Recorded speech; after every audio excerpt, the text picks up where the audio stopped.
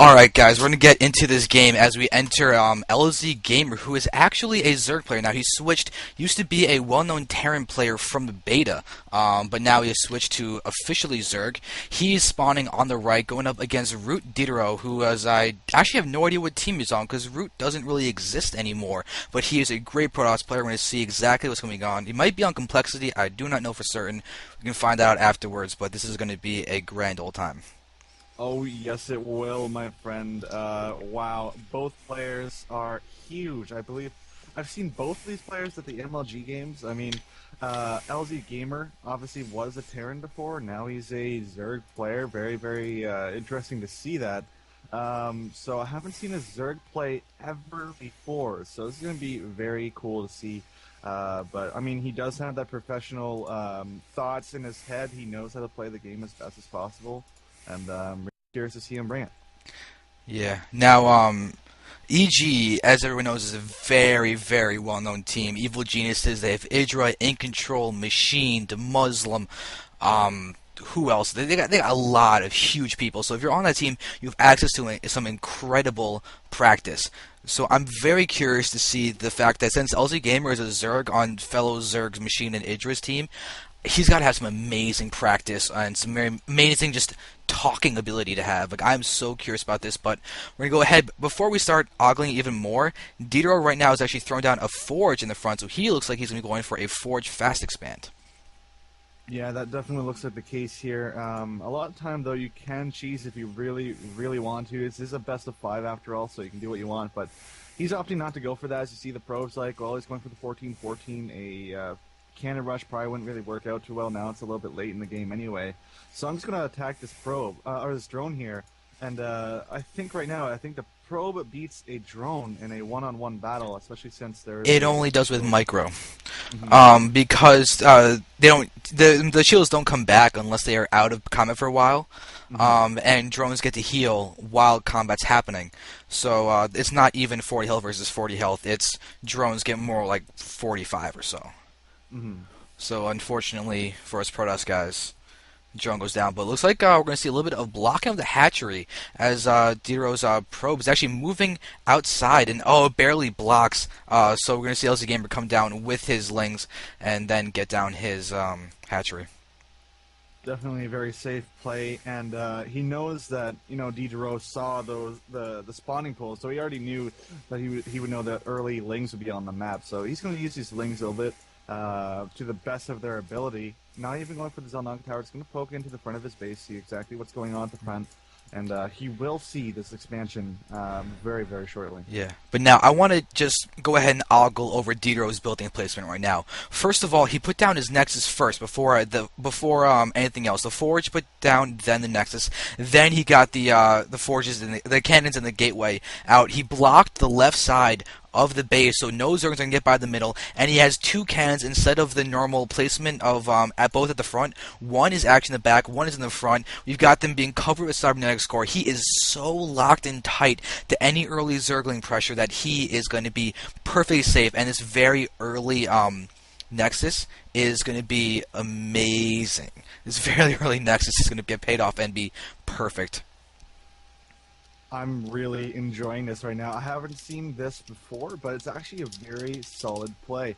He's able to hold off pretty much any kind of early Zergling pressure. The 2 photon cannons will be a great position here. The Cybernetics core completely walling off the right side, and just a little bit of a hole there so he can transfer drones later in the game, or sorry, probes later in the game when he needs to a third base. So that's a very solid play. He will be able to get his units out of his base. He didn't completely wall himself in. And he's going to be in a great position.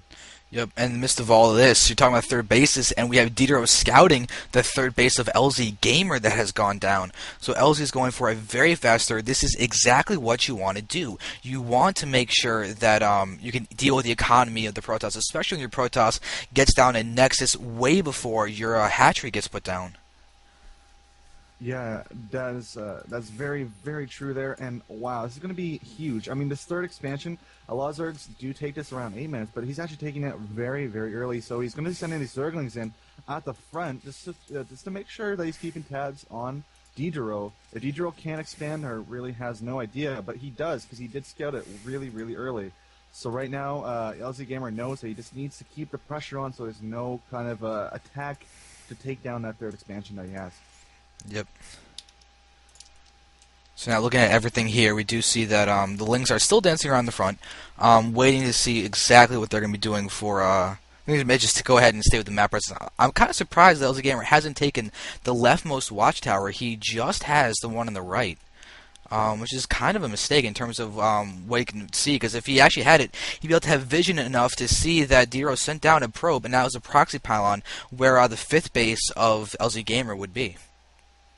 This is going to be huge. I think he's going to use this to his best advantage here. LZGamer has no idea that this pylon is down, so he will be able to reinforce the front very, very quickly if he does go for an attack. Oh my god, it's be a 7-gate. 7-gate rush, 2 similars just dropped down, so he's transferring probes into there. And this is going to be huge, ladies and gentlemen. He's going to warp in as many units as he possibly can and reinforce the front as, like really fast. And this is a ridiculous amount of sentries. He just warped in only sentries and a few stalkers. That's really, really smart. And he's doing it inside his base. He's going to move out and warp in his reinforcements at the front pylon and then attack into the 3rd base. That's a beautiful move, and you can see that it's been completely not scouted by LZGamer. He has Lings running around and being very effective, but DDoro's getting himself energy. He's getting his energy up once he's with his sentries being come out first, and now they're the reinforcements coming in. We're going to see a very good force of stalkers and sentries to move in and hit this 3rd base. And oh no, the Lings are coming in from behind, and they're hitting those sentries. Some great forces locking in a lot of those Zerglings, and they're evaporating very quickly, but a few sentries did go down. And we see DDoro still going to press the front. We can see that LZGamer is wasn't able to escape with many Lings, and this is going to be very hard to deal with for LZ. Yeah, all he has right now is Zerglings on the map. As you see, he's warping in some more Zealots. LZGamer not looking in a good position because these force fields are going to hold these forces back and stop them from getting attacked and surrounded by the Zergling force. Yeah. Looking at the unit production tab, I don't see any more Zerglings being popped out. 4 roaches are now in production, but I don't think that's definitely not going to be enough. There is a lot of units here, even Queens still, but he's going to try and snipe off the Queens, and that's going to really hurt LZGamer.